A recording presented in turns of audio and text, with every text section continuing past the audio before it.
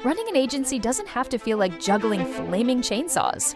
At Schmidt Consulting Group, we help you ditch the chaos, land more clients, and even enjoy running your business again. No fluff, no BS, just strategies that actually work. Check us out at schmidtconsulting.group because your agency deserves better. Welcome to episode 292 of Schmidt List. Today we dive deep into the complexities of imposter syndrome with Teresa Sande, CEO of Mirror Mirror Strategies and author of Find Your Fierce. Discover the strategies top leaders use to overcome self-doubt, the impact of personality assessments, and the crucial role of self-awareness. Let's dive in. Teresa, how are you today? I'm great, Kurt. It's great to be here. Thanks. It's good that you're here because I am excited to learn a lot from you today. Tell me about the work you do and who you're working with these days. Yeah, absolutely. After about 25, 26 years in corporate America, mostly large companies, big career, really enjoyable career, I decided to launch my own consulting practice. And so about 4 years ago, I broke out of corporate America and started a firm called Mirror Mirror Strategies. And I'm the CEO of that consulting firm. And I usually say it's three legs of the stool. So if you think of it like there's consulting, there is coaching, and then there is the speaking side of things. Yeah. And so you come from a big background, so corporate to coach journey. And what was the impetus for that? A lot of people, not a lot, but a number of people made that decision, pandemic timing. Some were thrust into it. Other people took the opportunity and jumped into it. How was your journey in that transition? Yeah, I'd say a little bit of both, really. For me, it was, I had always wanted to try to do something on my own. And at the same time, I'm also an author and wrote a book called Find Your Fierce, which we're going to talk about, I think, a little bit here today. Yep. And the book was coming out. I was, by my standards, by a lot of standards, I think at the peak of my career. And it was, I could stay and keep doing this. I could go to another organization and try some things. And not that there isn't more to learn. There's always more to learn to keep going in your career. But what I just found was it started to feel a little bit like I've seen this movie before, I've done these things. And what I hadn't done was try my hand at my own business and really being an author and a speaker. And so timing, everyone says, oh gosh, bad timing though, in the middle of a pandemic. And I get this question all the time. How did you launch a consulting practice in the middle of a pandemic? And I always say the only way I knew how. I didn't know any different. And I think in many ways that was my competitive advantage because other consultants really had to learn how to pivot. They had to learn how to meet their clients where they were and people were struggling with, gosh, I used to see you all the time and now I don't. And I just didn't. You didn't have any of that baggage. No, I just jumped in and said, let's give this a try. And it's been fantastic. So here we are 4 years later. Next month will be 4 years. And yeah, no regrets. That's a good segue. I want to talk about the book. What was the sort of kickoff for you to be like, you know what, I need to write a book about this? Or what was part of the push for you to get this book out? Yeah, I would say it probably took me around 10 years to write this book. And my friends and family can attest to that. They heard me talk about the book for so long. Very patient saints, I tell you. But yeah, for me, the start of it really was that I was doing a lot of coaching internally with top talent, VPs, up and coming talent. And as I was coaching them in the coaching capacity, it would often come up that people felt like, gosh, it's just a matter of time before somebody finds out I'm not as great as everyone thinks I am. What if they made a mistake? What if a shoe's going to drop and somebody's going to come and either take away the title or think of me differently that's going to make it so that I'm not as attractive in this bigger role? And I thought that was really curious because a lot of these people were at the top of their game. They were the best of the best. I was coaching top talent. So I started doing some research. I started looking at, do really talented people lose their edge? Do all of a sudden, do you hit a ceiling? And of course, those things can be true, but more times than not, what I found was this phenomenon called imposter syndrome. And now imposter syndrome is very mainstream. We hear about it all the time. Celebrities talk about it. It's everyday vernacular. But I would say even 15 years ago when I was first coaching some of these up and coming talent, there wasn't a lot out there. I would go out and do a Google search and see what I could find. And it was hunting and pecking, but I kept coming back to this concept of imposter syndrome. More importantly, I would play that back to the people I was coaching and I would say, have you ever heard of this? I'm wondering if this might resonate with you. And two things would happen. They would typically sigh and say, oh, so I'm not alone. I'm not the only person. Is something wrong with me? And then the second question right after that was always, what do I do about this? How do I stop feeling this way and make sure that it doesn't derail me?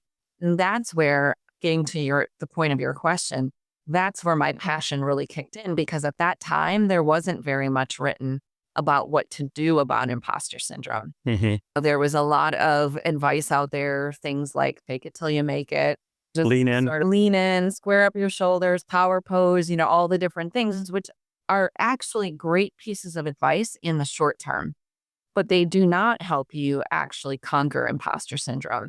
And they don't necessarily build strong foundations so that it's not as acute when it does pop up in the future. So that's where I got really interested and said, okay, I think I can do something about this. And the book is a combination of working with top talent and having them share with me what worked for them, successful people that have overcome imposter syndrome, but also a lot of research and a lot of trial and error with clients that I was working with, and just capturing and observing and saying, okay, I think this might be one of those things that really helps people. So the book itself has 40 different exercises if you're battling imposter syndrome that you can work with and try, not because you have to do all 40, but because what works for one person is different than another. So that was really how the book came to be. A little bit of passion, a lot of need, and just finding that it scratched an itch that a lot of leaders were struggling with. That makes a lot of sense, and that's interesting because you put it in the successful camp, because a lot of people that I know, when they talk about imposter syndrome, they're talking about maybe, I'm doing my first speaking gig, or I've got my first management position, and having imposter syndrome because now I've got a promotion and now I've got to do this job. Versus what you're talking about too is that people who have been in these roles for maybe a while and they've been experts or looked at as experts, and they don't feel 100% confident in what they're doing and how they are executing on these things. And I've been there for sure before, where people are like, oh, you've done this before, so you know what to do. And I was like, sure. I told people forever that how I got to where I'm at is by putting my foot squarely in my mouth over and over again until I loved the taste of shoe leather. And because there'd be so many times where the boss, again, I'm just making up an anecdote, but it's like, the boss would be like, who wants to work on this thing? And I'd be like, okay, I'll do it. Be driving home going, why did I say yes? I don't know what I'm doing. And then you just figure it out. And so to your point, there is the fake it till you make it sort of attitude. But there is this idea of constant improvement and constant growth, because growth doesn't stop when you become a significant leader in an organization. You should be continually growing, right? And so how does the idea of you might be in your 50s or 60s executive, but you're still growing, does that come up a bunch in the work that you're doing when you're coaching these executives? It does. It absolutely does. And imposter syndrome is sort of an interesting thing. And if you go all the way back, it was a term that was first coined in the late 70s by two professors that noticed this behavior or this phenomenon in some of their students. And what they found was it was not the low performing students. It was the high achievers. It was the people that have called helium hand, what you just described. Oh, I can help. I can do that. I can try this. And you're always putting yourself out there. You're always growing and you're wanting to develop. And of course, when you do that, you're going to find yourself in unfamiliar territory. Yeah. You're going to start pushing yourself right into that uncomfortable zone. But as they say, there's no growth in the comfort zone, and growth only happens when you're a little bit uncomfortable. And what I found was that people that are actually high achievers, people that have already achieved the thing that other people want, that's when imposter syndrome can kick in. So it's very counterintuitive. It's usually when you get the promotion, you get the title, you get placed on a project, or you win the award. That's when the voice kicks in and says, who do you think you are? nice job, nice try, but now it's finally going to catch up with you. And if we don't have ways to interrupt that thinking and change our mindset, and can really take you into a pretty significant downward spiral. And that's actually when some of these people that were thought of as the darlings of the company, or they were the next great leader, they self-sabotage. Yeah, I was going to say they become self-destructive. Yeah. Yeah, they take themselves out of the running, or other executives are like, what's going on with Kurt, or what's going on with Teresa? We thought they were going to be great in this role. And then now we put them in the role and they're doing strange things like micromanaging their team, striving for perfection, overanalyzing problems, all the things that come with imposter syndrome. And the funny thing about imposter syndrome is it never shows up with a big banner that says, hey, you're having imposter syndrome. Yeah. It's really these other behaviors that kick in, right? They're things like overanalyzing and stressing and really overperforming. And as the old adage goes, any strength overused is a liability. And we overperform ourselves right into basically the negative behaviors. And then we're not successful. We do self-sabotage. Now, it explains a lot, especially about Elon Musk, now that I think about it, the more you talk. But the idea of not being able to accept your success is really interesting to me, because there was many times where I've seen it, and I've talked to lots of other leaders, just like you said, that they get to a point where, and I've had this discussion with partners, and I'd be like, we need to go out and we should interact with the community more and build. And they're like, who wants to hear from us? And I'm like, if it was 20 years ago and I could meet with this fancy agency owner and talk with them about work and job and my career and things, what that would have done for me. But when you're in it, you can't see the value that you can provide to people with just your existence, let alone you being able to make wonderful spreadsheets that make magic happen and all the sorts of implementation work that you've been good at. And the other part of it that I find is that these leaders who grow up in implementation and move into management, that's when imposter syndrome seems to really hit, because before they were able to provide concrete value of widgets and things, and they were delivering things, and now they're just having meetings and more meetings. And they're like, I am not, how am I providing any value here? I'm guessing that's something that you hear a lot of. Yeah, for sure. So when you think about it, a leader's job is no longer to be the smartest person in the room or to have all the answers. It's to assemble the right people that have the right answers. Yep. And a leader's job is really to forge out into the unknown and keep their eyes on the horizon. And that's a very unfamiliar territory for a lot of leaders. And quite frankly, it's not the thing that got us into the job that we're in. We probably were promoted because we were so good at the spreadsheets, or we were so good at the data, or whatever the case may be. So all of a sudden we find ourselves in this space where we're supposed to be good at something that we actually weren't good at up to this point. And now we're thrust into the spotlight because, of course, to be a leader, you have followers and the pressure is high. It's very real. And imposter syndrome is not something that is a moral failure on the person experiencing it. It's very real. And so my belief around imposter syndrome is that it's an outcome of our circumstances and it's an outcome of our environment.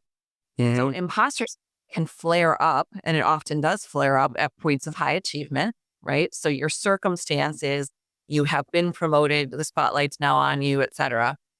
The other part that can flare up imposter syndrome is the environment with which you're in. So if you're in an environment where, I often talk about imposter syndrome with women and female leaders, and it's a complete misnomer that imposter syndrome only affects women or only. No, that's what I was going to ask you. Is that was going to be you're literally leading into my next question. So what are the differences between men and women leaders that have really appeared for you? Do you have a different approach to each of those folks? Because to me, they both experience it. It's just, it seems to manifest differently, and maybe the ways to combat it are different as well. Yeah. First thing, so about 82% of all people, from a statistics standpoint, 82% of all people say that they've experienced imposter syndrome. And actually, it's probably a lot higher than that. It's just not everyone's comfortable admitting it. I think now we talk about it a lot more, and so people are a little more willing to talk about it. But it's not uncommon for people to say, yes, at some point in my career or in my trajectory, I felt this way. Maybe it was last Tuesday, it was last year, who knows? But what I will tell you is that how we recover from it is very different based on our support system that's around us, based on the environment. So imposter syndrome can come from many places, right? It has roots in our upbringing. It has roots in, For sure.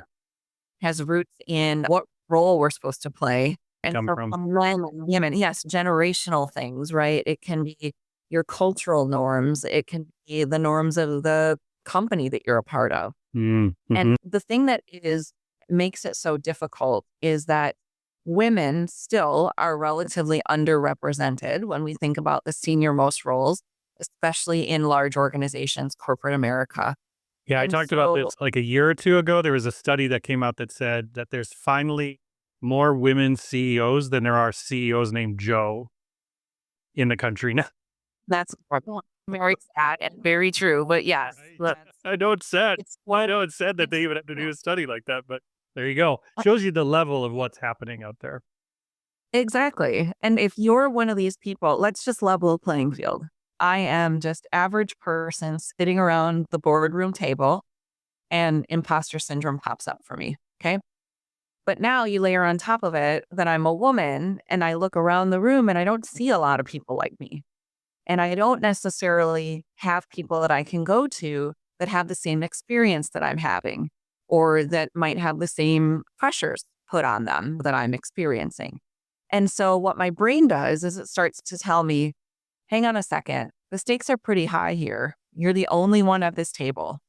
And if you mess this up, you're not going to get another chance or a long time. And then you also start layering on top of it, oh my gosh, people are watching me. What about other women that hope to be at the boardroom seat someday?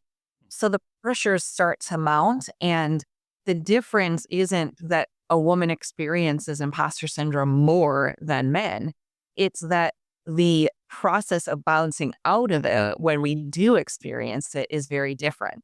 Yeah. And support system around us. And so typically when we don't feel safe or when we don't feel abundant, right, as a human being, we don't ask for help.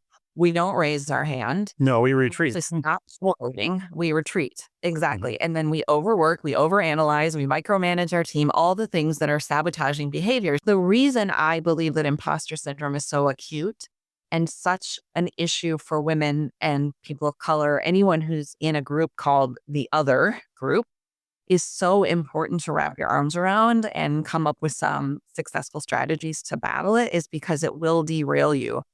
And we're not yet at parity. We're not yet at equity where it's a fully level playing field. So I'm very passionate about helping people that may not have that same even foundation that we're starting from to make sure that they've got all the tools to help themselves, and not because they're broken, but because we're all a product of our environment, our circumstances. No, it's an opportunity, not a problem. Yeah, exactly. Yeah. Exactly. And so besides imposter syndrome, are there other aspects that you've seen in the last 4 years that people are struggling with or people are wanting more and more support in? Yeah, I would say since the pandemic, a common theme that leaders and organizations are struggling with is just how do we connect with our people? I believe also a little bit of a misnomer. So when I give talks on leadership and my consulting side of my business is working with leadership teams and helping them be as effective as they can be. And one of the things that often comes up is our employees aren't all in the office at the same time. We don't know how to connect with them. They want more from their leaders. They're demanding more from their leaders. And now my job has changed and I don't know if I can do it all. And what I often say to leaders is that actually everything you need to know about how to lead in this unprecedented time, you have already learned. It's just that during the pandemic, if you weren't a good communicator, the pandemic shined a bright light on it. I was just going to say, the best thing the pandemic did was it shined a light on bad leadership. You couldn't hide. Exactly. And I will say what is unprecedented about these last 4 years, 5 years now coming up, is leaders are people too. So just like all their teams were figuring out how to work from home and have dogs and cats and kids in the background and all of the pressures and all of the things that they were juggling, so do leaders, right? And so not only are they trying to take care of their teams and trying to take care of the organization and come back to some semblance of normalcy, they're in it, right? They're experiencing it right alongside their teams and their employees. And so it is a lot to juggle. And I don't really think it's fair. Some people have the attitude of that's why you make the big bucks. Hold on a second. These are all really difficult positions to be in, whether you're an employee, an individual contributor, or you're leading a big team, a big function, or an entire organization. So I think that's one thing. I think the other thing that has happened is COVID was like such a great equalizer. We realized that everybody is just a human being. No one's immune. And it just was very humbling, I think, for a lot of people. And so with that comes this sort of leveling of the playing field and a desire for more transparency, a desire for more vulnerability from leaders, a desire for stronger connection. And connection doesn't have to be in the office, FaceTime always, but it does require you to know, what does my team member need right now? And leaders will often ask me, I don't know. How can I possibly know? I'm like, you can ask. That's a good way. Great place to start. Yeah, good place to start. Yeah, I think that those are all things that I've seen as trends. The other part of the consulting work that I do is succession planning and talent strategies for organizations. So I'm sure that they've got healthy pipelines and that we're developing people so that they're ready for the next thing. And that's a really tough spot to be in for a lot of organizations nowadays, because I read a statistic, and I'll get it, don't quote me on the exact number, but it was something like 70% of the jobs that we're going to have 5 years from now don't exist yet. They don't exist today. Yeah. And this thought of, how do I develop my people for the future when I don't even know what the future is? But what we do know is that we're going to need people that are good communicators, that know how to connect, that are empathetic, that can deal with ambiguity, the basics, right? The cornerstones of good leadership. So when I'm working with people and they get all stressed out about the uncertainty of the future, it's just a reminder of what we do know and going back to the basics. How do you engage with people? There's going to be specialized skills and new technology and things that you need to learn, but we still need people to be people. Yeah. No, a strong foundation will survive. Yeah. A strong foundation will survive storms. And that the thing that I learned when I was younger with some of the good leaders I had around me, they showed up in a vulnerable way and shared that they also had anxiety like I did about things. But I was able to learn from them, like how to build better coping skills and better skills around how to cope, not to bury anxiety or to fix anxiety, but how to cope with it better, how to function better because of that anxiety or because of that insecurity or those sorts of things. And better ways to talk to myself, better stories to tell myself when those times of strife and things came around, right? And not to talk down to myself and be able to say, hey, think about all the things that you've accomplished to this point. And so if you can get through that stuff, you're going to be able to get through these other things. And I think it's nearly impossible to get there by yourself. You've got, my dad used to always say, there's two kinds of people in the world. There's people who have a coach and people that don't know they need a coach. Amen. Yes, it's very true. It's very true. I'm an executive coach. I have a coach because as humans, we're too close to our own stuff, right? It's just like how a doctor goes to a doctor. You can't always see it for yourself. And if you can see it, it's not nearly as clear as a sounding board, as somebody that can be an advisor or a trusted partner or a mentor, somebody that can really help you with your own stuff. And I want to go back to a couple of things that you said, Kurt, because so many of the tactics for fighting imposter syndrome are things that you just mentioned, like being very clear that you have actually accomplished things. You have already been successful. And so if you have done it once, you can do it again. And trusting yourself that I didn't just get lucky. I just fell off the turnip truck and here I am. But no, you did deserve this. You did earn it. and being very objective of looking back and saying, okay, these are the things that got me here. And then the other thing that you said, which I just want to underscore, is the voice that's listening to you the most clearly and the most acutely is yourself. You are listening the loudest to whether you're saying it out loud or you're thinking it, you're listening to yourself. So it's like a self-fulfilling prophecy, right? If it's, oh, I don't know if I can do this, I don't know if I belong here, you're listening and second guessing yourself and saying, yeah, maybe you don't belong here. Yeah. Maybe you can't do this. So it's not about on yourself, but it is about taking a step back and reflecting and being really objective and getting those data points that are the truth, because our brain is tricking us. It's often telling us something that is not the true story. Yeah. That's one of the key things about fighting imposter syndrome, is getting to the truth. Yeah. And I've seen it with the people I'm close to.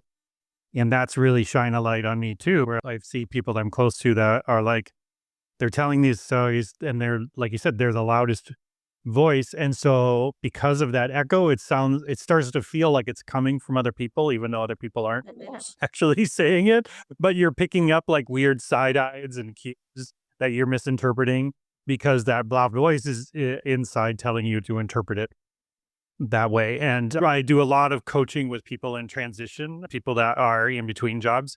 And it's so prevalent there because their self-worth is taking a hit because they might have gotten laid off and they're struggling. They might have been looking for 6 months for a job and nobody's picked them yet. And my first piece of advice always to those people is pick yourself first. Don't worry about somebody else picking you. You got to pick yourself first, because if you don't pick yourself, nobody's going to want to pick you. And I can imagine, similarly to the things you're coaching people, is that if it's a self-fulfilling prophecy, if they can't lead themselves, they're going to struggle leading other people. That's right. Yeah. Put on your own oxygen mask. It sounds like a cliche, but it's so true. And those really are the basics of a lot of the advice and a lot of the guidance of what actually helps you through those trying times. And there's a model that says what you think drives what you do, and what you do drives the outcome that you get. So if you think you can't be successful, you're not going to put yourself out there. You don't put yourself out there, you're not going to get the job. You're not going to get the promotion. You're not going to get the thing. Now, what it is not saying is just blindly believe that you can do anything and, that you deserve everything or that you're entitled to everything, right? There's actually an opposite or a counter theory to imposter syndrome called the Dunning-Kruger effect. And that's usually when someone is low self-awareness, that they just don't think they can fail and they're just blissfully unaware that they have any risks. And so we often joke, I wish I could just get a little bit of that when you're battling imposter syndrome, just to balance it out, right? And then doesn't happen often, but there's a few times in my career where I've worked with people that I'm like, a little dose of imposter syndrome probably wouldn't hurt them, or at least some good EQ to really become more self-aware.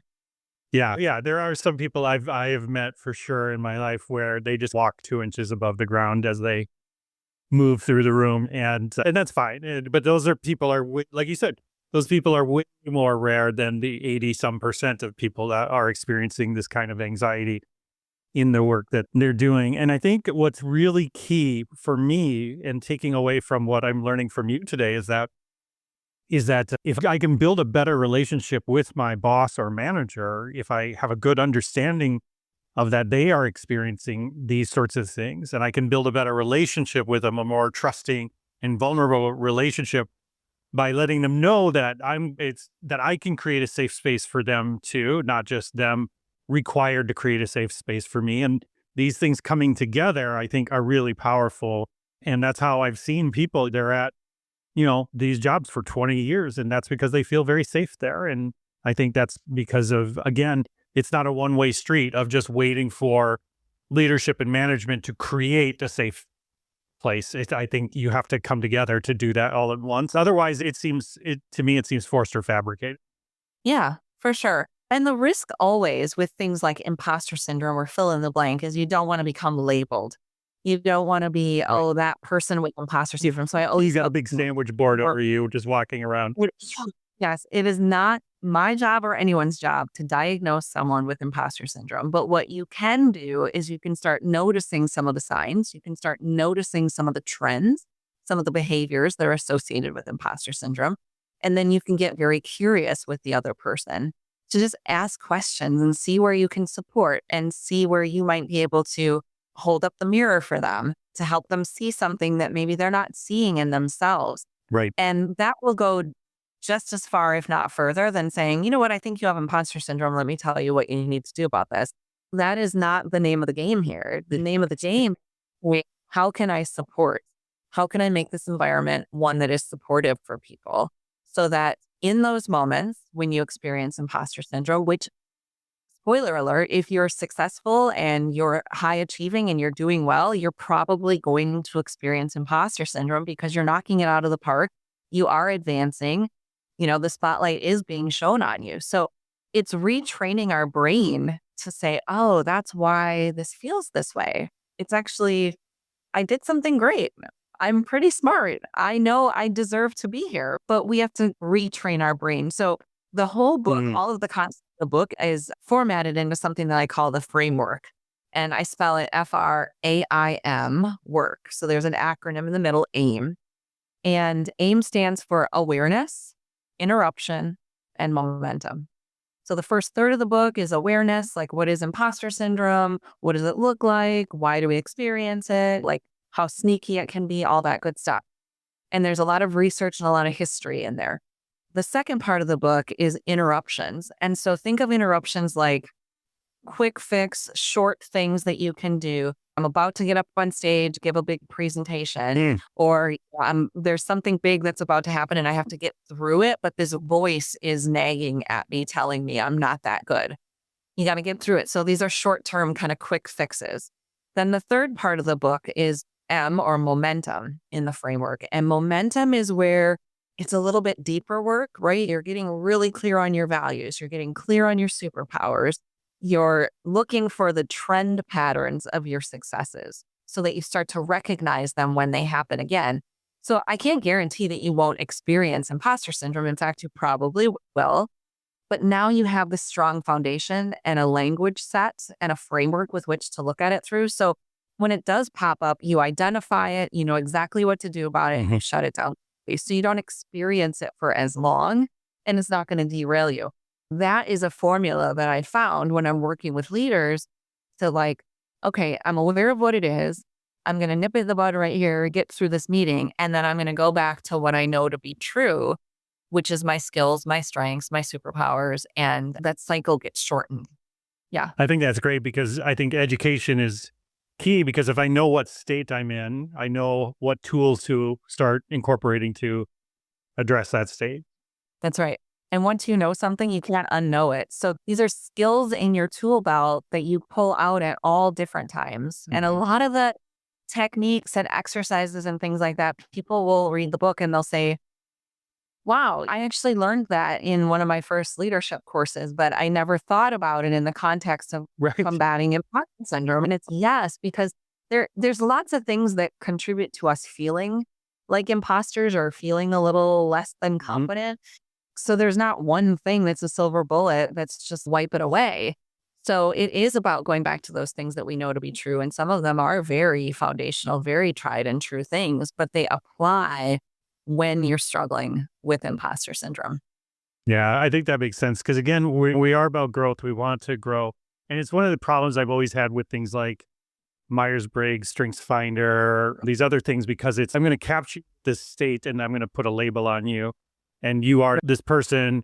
And that's how you should look at it. If I go to Ancestry and I get my DNA thing, it's like, I can't change that. There's my genes. I'm stuck. So I'm a learner and a integrator and whatever. Yeah. And again, I don't think there's any problem with having some awareness around some of those things, but the way that some of organizations and HR places, HR groups is that now I can put you in a box, and then it makes my job easier because I know which box you're in, and I can just slide you around with the other boxes. Yeah, which is such a fatal flaw in a lot of, I'll say, corporate team environments. One thing about people is they're just super unpredictable. They're flying out. You can put that label on someone and you can say, this is how I expect you to act, but they're going to surprise you 95% of the time because they're Oh, way yeah. more complex than that. Yeah. So Every day of the week. Every day of the week. Okay, Teresa, I could talk to you all day. Thank you so much for taking the time out of your busy day to join me. If I want to get in touch with you, if I want to get the book, if I want to learn more about the coaching, where do I go? oops, I think I lost you. Nope, I'm back. Sorry. Oh, okay. Let me do that one more time. Okay. Sorry, I was going to change something. And go. Okay.